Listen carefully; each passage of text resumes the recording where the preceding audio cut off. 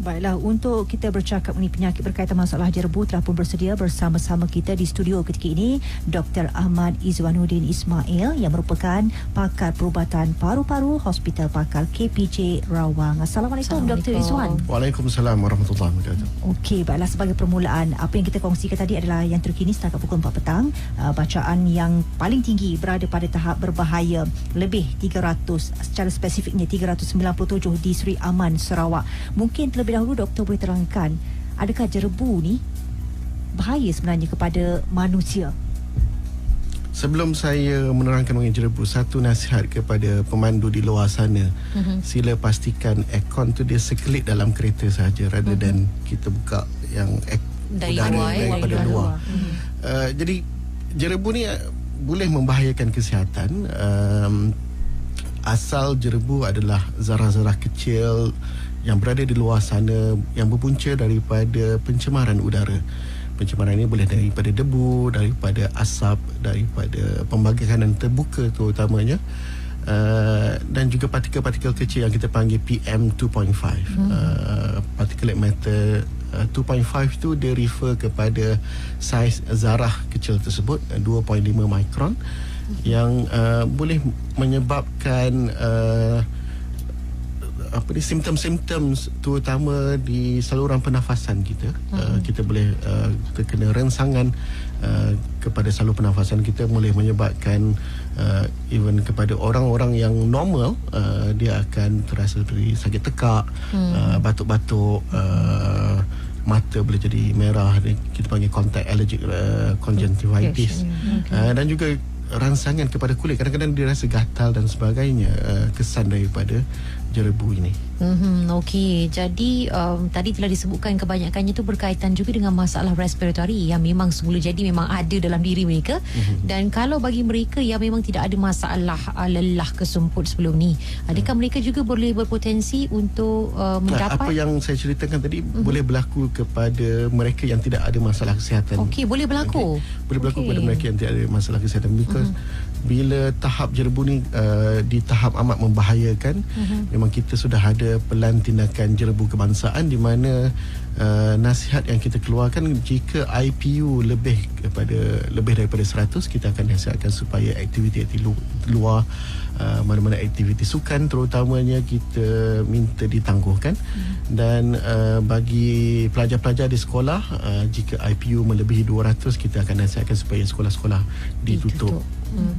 Okey. Dalam masa yang sama, walaupun keadaan berjerebu, udaranya tidak sihat, tapi dari segi kegiatan harian kita perlu laksanakan juga. Bagi anak-anak yang bersekolah, cikgu tak akan benarkan mereka berada di padang untuk pendidikan jasmani, lakukan saja aktiviti dalam kelas. Tapi untuk yang bekerja ni, ramai tak ada pilihan. Tak ada pilihan. Mereka terpaksa juga berada di luar untuk menjalankan segala tugas yang diamanahkan. Itu bagaimana pula? Bagi mereka yang perlu berada di luar, abang-abang polis kita dan sebagainya yang perlu mengawal lalu lintas dan sebagainya, kita akan nasihatkan supaya mereka menggunakan penutup muka yang sesuai. Penutup muka ada dua jenis, satu yang kita panggil surgical mask ataupun penapis muka yang biasa, yang 2 ply atau 3 ply, yang boleh memberikan protection kepada kita. Dan juga satu lagi yang kita panggil respirator. Respirator ini contohnya N95, di mana topeng muka ini lagi sesuai digunakan kerana dia boleh menapis partikel-partikel kecil daripada masuk ke saluran pernafasan kita. Ya, difahamkan boleh menghalang partikel-partikel halus, partikel ataupun zarah-zarah terampai yang kecil ni sehingga 95% dapat tapis. 95%, betul. Ya? Betul. Okay, termasuk juga mikrobakteria, mikroorganism dan sebagainya. N95. Ya, N95. Okey, kadang setengah orang bila dipakai mask tu, dia akan rasa macam rimas kan. Dia start selesa. So bagi mereka yang mengalami masalah kronik, masalah paru-paru kronik, lemah jantung dan sebagainya, pemakaian N95 kadang-kadang boleh menyebabkan mereka terasa susah nafas. Itu dalam keadaan macam tu, kerana dalam bila memakai N95 ini, sebab topeng muka ini dia lebih tebal. Jadi dia akan menyekat perjalanan udara untuk masuk dan sebagainya. Jadi bagi mereka yang mempunyai masalah kronik seperti ini, biasa kita nasihatkan sekurang-kurangnya menggunakan surgical mask dan pada masa yang sama mengurangkan aktiviti-aktiviti di luar rumah, lebih kepada menghabiskan masa lebih daripada dalam rumah, dalam bangunan dan sebagainya. Okey, maknanya kalau sekiranya boleh untuk bertahan, maknanya kena pakai lah yang N95 tadi N95, tu. betul. Dan tapi kalau macam contoh ada masalah tak boleh nak bernafas, susah nak bernafas menggunakan N95, maknanya boleh gunakan juga, jangan tak pakai langsung. Jangan tak pakai langsung. Sekurang-kurangnya kena pakai ya. Dan dalam masa yang sama, kalau ada pilihan, anda baiklah duduk dalam bangunan sahaja.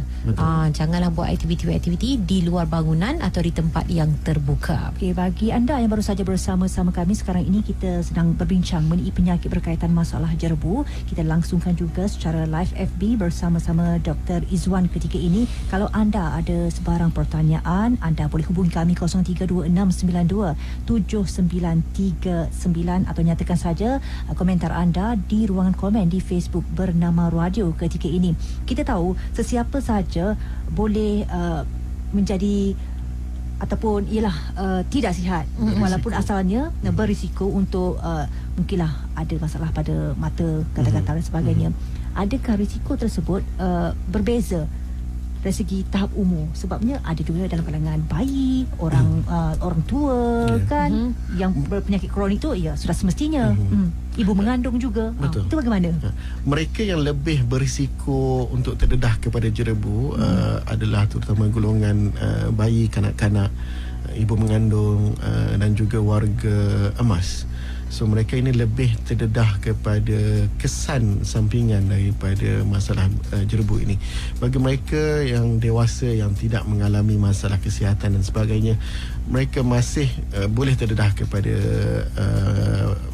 penyakit berkaitan dengan jerebu ini, terutama bila IPU semakin meningkat.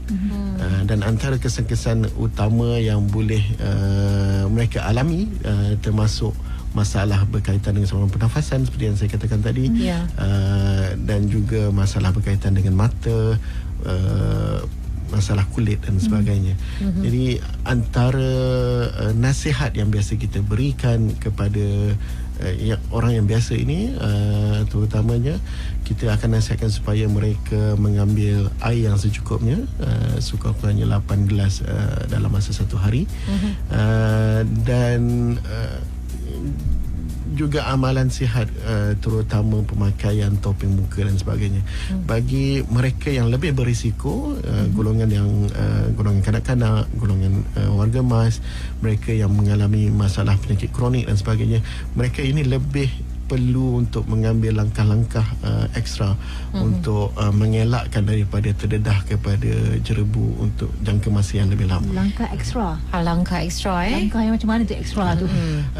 Sebagai contoh, mereka yang mengalami penyakit kronik, kita akan nasihatkan supaya sebelum musim jerebu lagi, kita akan nasihatkan mereka supaya mengambil vaksin, terutama kepada dua penyakit. Satu, vaksin influenza untuk mengelakkan penyakit selsema atau penyakit flu, dan yang kedua untuk mereka mengambil vaksin bagi mengelakkan masalah radang paru-paru atau pneumonia, pneumococcal vaccine. So ini adalah dua vaksin yang kita memang cadangkan kepada mereka yang berisiko tinggi ini, golongan kanak-kanak, warga emas, mereka yang mengalami penyakit kronik dan sebagainya, untuk mengelakkan penyakit yang boleh kita alami daripada kesan jerebu ini. Okey, baik. Dan sajalah sebab kita tengok pengalaman kita dari segi pemerhatian kita juga menunjukkan macam kalau siang ni mungkin kurang sikit aktiviti. Contohnya kalau nak pergi makan luar, jarang-jarang lah kita nampak mereka makan di gerai-gerai tempat terbuka dan sebagainya. Kalau sebelah malam nampak meriah macam biasa, seolah tak ada apa berlaku. Adakah ada perbezaan? Dia kata macam siang tu mungkin nampak lah jerebu tu, malam-malam gelap tak nampak, boleh kot, macam kabus je. Dan situasi ni macam mana pula? Kita boleh tengok daripada bacaan IPU kita sekarang ni, dia lagi canggih bila bacaan IPU kita dia beri mengikut jam. Setiap jam ada bacaan dia, dan kadang-kadang bila kita tengok bacaan dia, bacaan pada waktu malam pun kadang-kadang lebih tinggi daripada bacaan waktu siang. Jadi kita semua kena peka kepada bacaan IPU ini. Dia tak ada perbezaan malam atau siang sebab partikel tu dia memang akan ada dekat situ. Biasanya dia akan hanya hilang atau clear apabila berlaku hujan dan sebagainya. Ya, okey. Jadi jangan salah anggap lah. Maknanya kalau bila malam tu dia seronok je makan kat luar sebab kita tak nampak pun jerbu. Amboi, dikira dia punya nampak je doktor. Betul. Okey, seperti yang doktor nyatakan tadi berkaitan dengan kesan jerbu tu sendiri, mungkinlah tiba-tiba tekak tu rasa sakit dan sebagainya juga kan, mata pedih dan sebagainya, gatal-gatal pada kulit. Adakah bila berlalu perginya jerbu ni nanti penyakit tu akan hilang, ataupun sebenarnya kesan daripada jerbu ni boleh bawa berpanjangan untuk beberapa tahun akan datang? Sebenarnya apa yang dialami waktu itu merupakan kesan daripada jerbu yang kita alami waktu ini. Ada beberapa pesakit yang datang berjumpa saya, dia bermula dengan kita panggil kesan akut daripada masalah jerbu ini. So kadang-kadang dia mengalami masalah upper respiratory tract infection atau jangkitan kuman di bahagian saluran pernafasan atas, dan seterusnya menyebabkan mereka mengalami batuk yang berterusan. Dia fungsi paru-paru kita, dia adalah bagi protective mechanism. Apa-apa yang akan masuk dalam paru-paru kita akan batuk. Namun jika batuk ini berterusan, dia akan pada hujung saluran pernafasan kita, dipanggil alveoli. Bila batuk yang berterusan, dia akan membengkak. Dan bila masalah ini berlaku, batuk tu kadang-kadang dia tak akan berhenti. Dia memerlukan rawatan selanjutnya, terutama dengan ubat inhaler kadang-kadang yang kita bagi kepada penyakit asma dan sebagainya. Kita panggil saluran pernafasan kita terlampau sensitif kepada partikel-partikel daripada jerbu ini. So ini antara masalah yang boleh berlaku secara berpanjangan sekiranya kita tidak merawat masalah akut daripada jerbu ini pada secepat mungkin. Okey, baik. Dalam masa yang sama juga kita nak baca soalan-soalan rakan-rakan kita dalam Facebook. Soalan daripada Sharifah Sharina. Katanya bagaimana cara betul memakai surgical mask dan berapa kali sebenarnya boleh ulang pakai topeng N95 ni? Okey. Cara betul. Sebelum kita cerita, mungkin doktor boleh jelaskan kita tentang kenapa mask tersebut saja yang memang boleh disarankan untuk digunakan. N95. Dia N95 ini satu 95 dia refer kepada kekuatan tapisan penutup muka tersebut. So dia boleh menapis sehingga 95%. Ada juga N99 dan sebagainya. N99 banyak dia lagi tebal, dan dia boleh menapis sehingga 99%. Cuma bila penapis muka ini bertambah ketebalannya, cara pernafasan kita akan jadi semakin sukar. Jadi bagi orang yang normal pun, bila mereka memakai N99, kadang-kadang dia akan terasa pernafasan tersebut semakin sukar apabila mereka terpaksa memakainya secara lama dan sebagainya. Jadi itu satu kebaikan, tapi juga bagi mereka yang berisiko mungkin mendatangkan masalah lain pula. Okey, jadi persoalan daripada Syaifah Syahrin tadi itu maknanya berapa kerap boleh digunakan, sampai bila kita nak tahu macam ini memang kena tukar? Okey. Biasa nasihat yang kita berikan penutup muka ini adalah pakai buang. So terutama surgical mask, biasa kita akan nasihatkan supaya mereka menukar tiap-tiap hari. Ada juga orang bertanya boleh basuh ke dan sebagainya. Kita tidak nasihatkan untuk melakukan seperti itu. N95 pula kita boleh tengok keadaan penutup muka tersebut. Kalau sudah gelap, sudah berkeladak dan sebagainya, kita akan nasihatkan supaya tukar. Biasanya jika pemakaian sepanjang hari, memang tiap hari kena tukar lah. Tapi kalau pakai yang sekejap, kadang-kadang kita boleh panjangkan sebanyak 3 hari atau 5 hari, bergantung kepada keadaan topeng muka tersebut. Okey, tadi disebut N95 memang sesuai untuk keadaan semasa dan keadaan jerbu ni. Tapi ada juga mereka yang ada menggunakan mask kain, maknanya yang boleh dibeli di pasaran, macam-macam style, macam-macam gaya, macam-macam warna. Adakah itu pun boleh sebenarnya. Bagi saya sekurang-kurangnya dia memakai something, orang kata. Okey. Memang kita nasihatkan seelok-eloknya memakai N95, tetapi untuk kesesuaian terutama kepada penunggang motosikal dan sebagainya, kadang-kadang mereka terasa sukar jika perlu memakai N95 untuk pakai topi keledar dan sebagainya. Jadi daripada tak pakai langsung, sekurang-kurangnya elok boleh pakai itu. Okey, baiklah. Kita akan berehat seketika. Kita kembali selepas ini untuk berbicara lebih lanjut lagi mengenai penyakit berkaitan masalah jerbu. Ada soalan, telefon kami 03 2692 7939. Baik, kembali bersama kami dalam Express Ihas pada waktu ini. Kita bersama-sama Dr. Ahmad Izwanuddin Ismail, pakar perubatan paru-paru Hospital Pakar KBJ Rawang, membawakan topik penyakit berkaitan masalah jerbu. Banyak yang telah pun kita kupas tadi, dan yang akhir tadi kita menyentuh tentang mask dan juga mask yang N95. Nak pakai yang kain tu pun boleh, tak ada masalah sebab banyak juga dijual di pasaran. Amai yang macam nak pakai pun nak style juga. Itulah kan trend. Tak kisah, asalkan ditutup pakai sesuatu. Tapi yang terbaik, yang paling sesuai adalah N95 kerana mampu untuk menapis kekotoran itu sendiri sebanyak 95%. Okey, setiap kali berlakon jerbu, kita akan bagi tahu elakkan, kurangkan aktiviti di luar rumah. Maknanya kena berada dalam bangunan.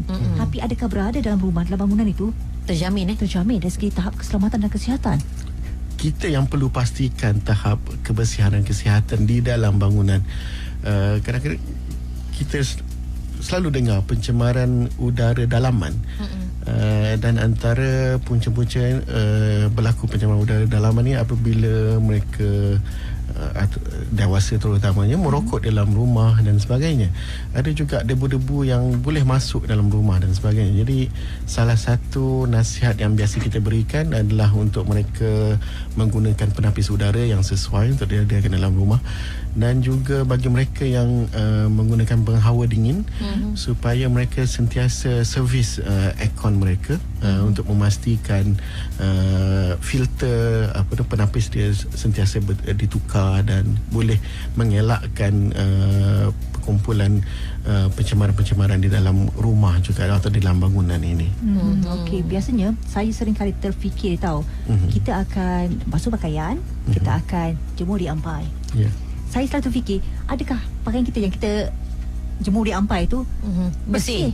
Okey, sebab terdedah dengan jerbu kan. Betul. Kejap lagi kita akan jawab. Kita jawab sebab kita ada pemanggil sekarang, Cik Mansur dari Subang Jaya. Hello, Assalamualaikum. Waalaikumsalam. Ya, teruskan Cik Mansur. Ya, saya nak tanya doktor apa ni? Ya, Cik Mansur. Sekarang masa jerbu ni, adakah apa-apa yang kita boleh lakukan untuk meningkat daya tahan kita daripada terkena alahan jerbu ni? Contohnya kalau kita ambil vitamin C umpamanya, adakah ini boleh membantu untuk kuatkan kita punya daya tahan? Ataupun apa suplemen lain? Itu soalan saya. Okey, baik Cik Mansur, terima kasih dengarkan jawapannya. Okey doktor. Biasa kita nasihatkan mereka, terutama mereka yang berisiko, mengambil penjagaan lebih awal. Tak tunggu sampai musim jerbu dahulu baru nak start ambil vitamin. Boleh ambil, tetapi kita nasihatkan macam saya mention tadi pasal vaksinasi dan sebagainya. Ini dilakukan sebelum tiba musim jerbu ni. Kita tahu tiap tahun kita akan mengalami musim jerbu, sentiasa akan ada. Kadang-kadang bila saya keluar negara tu, rakan-rakan di sana tanya, Malaysia ni 4 musim juga ke? Saya kata betul, Malaysia 4 musim. Musim panas, musim hujan, musim buah, musim jerbu.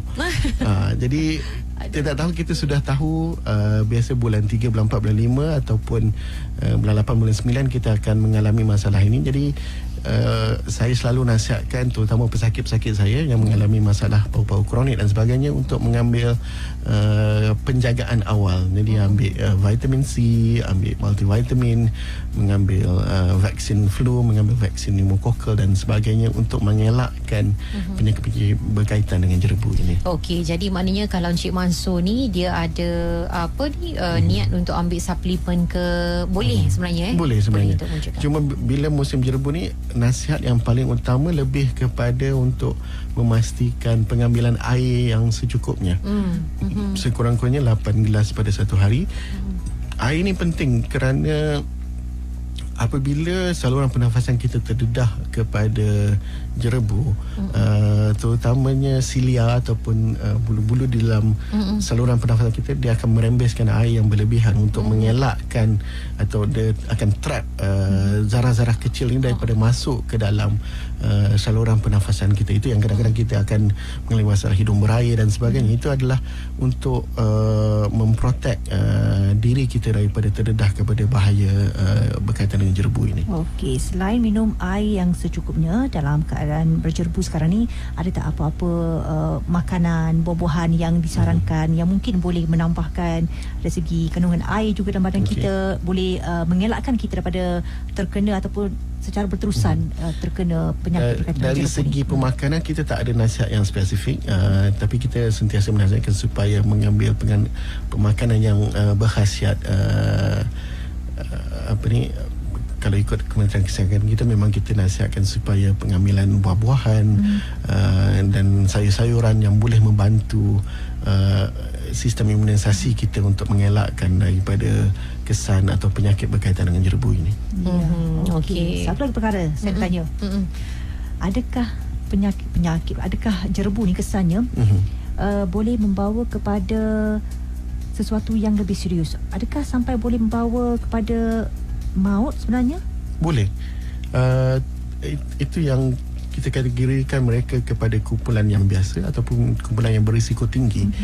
Bagi kanak-kanak, warga emas dan mereka yang mengalami penyakit kronik, kesan utama daripada jerebu ini, mereka boleh mengalami masalah radang paru-paru dan mengikut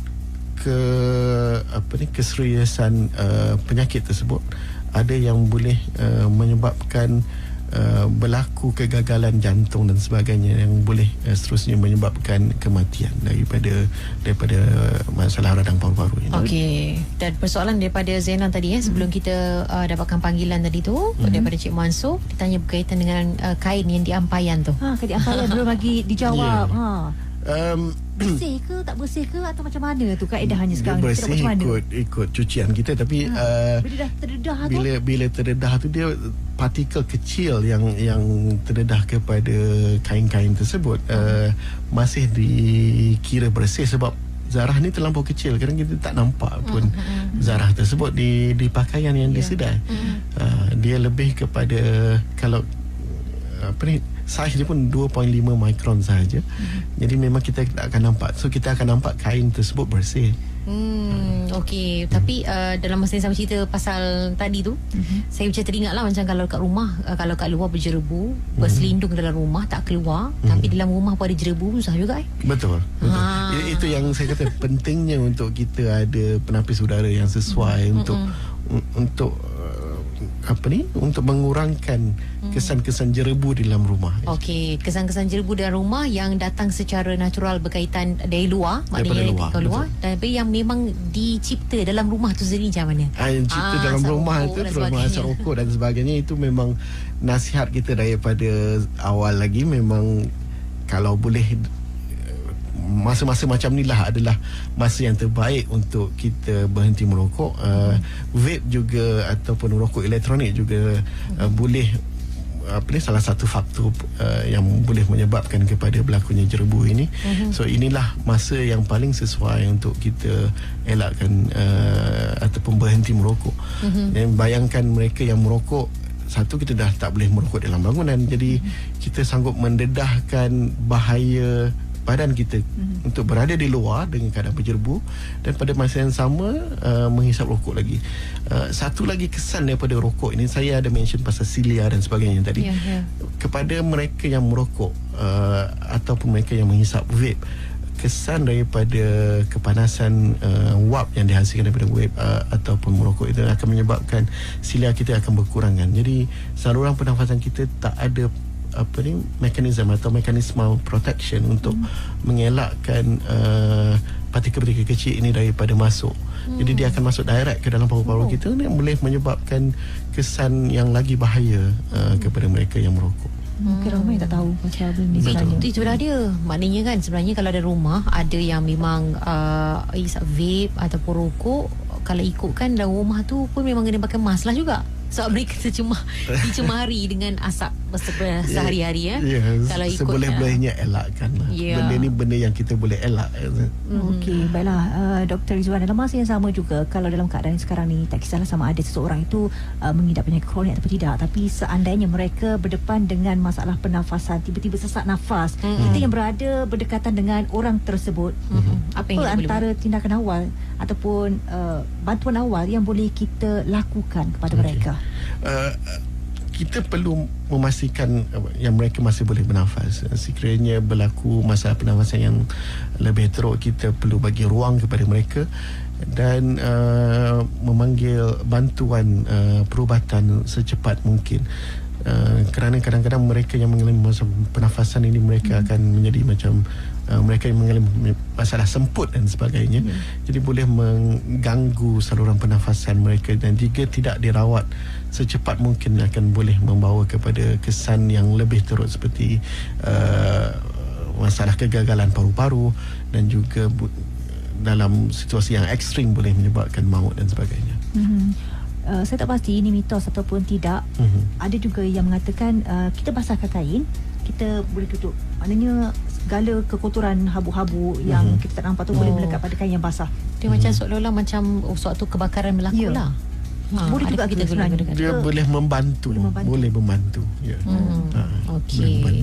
Baik, jadi dalam masa yang sama, kalau ada nak bertanyakan soalan, nak dapatkan informasi lanjut, okey, boleh dapatkan daripada pakar sendiri ataupun boleh berjumpa dengan Dr. Ahmad Izzuan sendiri, merupakan pakar perubatan paru-paru Hospital Pakar KBJ Rawang, berkaitan juga dengan masalah yang anda sedang hadapi pada ketika ini, terutama sekali berkaitan dengan pernafasan juga paru-paru anda. Okey, dan seandainya ada pesakit yang dirujuk kepada hospital, kepada doktor sendiri, apa antara rawatan, pemeriksaan yang Dr. Izzuan akan lakukan, berikan kepada mereka? Rawatan utama, kita akan memberikan bantuan pernafasan atau bantuan oksigen untuk membantu pernafasan mereka, dan kadang-kadang kita akan bagi ubat, kita panggil nebulizer, untuk membuka paru-paru mereka supaya mereka boleh bernafas dengan lebih senang.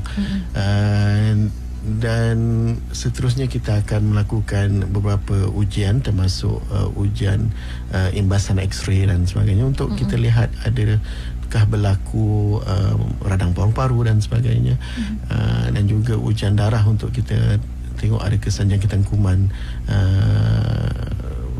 kegagalan buah pinggang atau masalah-masalah kronik lain yang boleh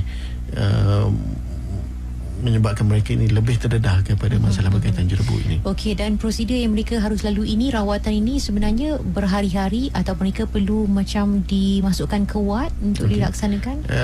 Kita akan tengok keadaan mereka. Setiap orang mengalami masalah yang berbeza.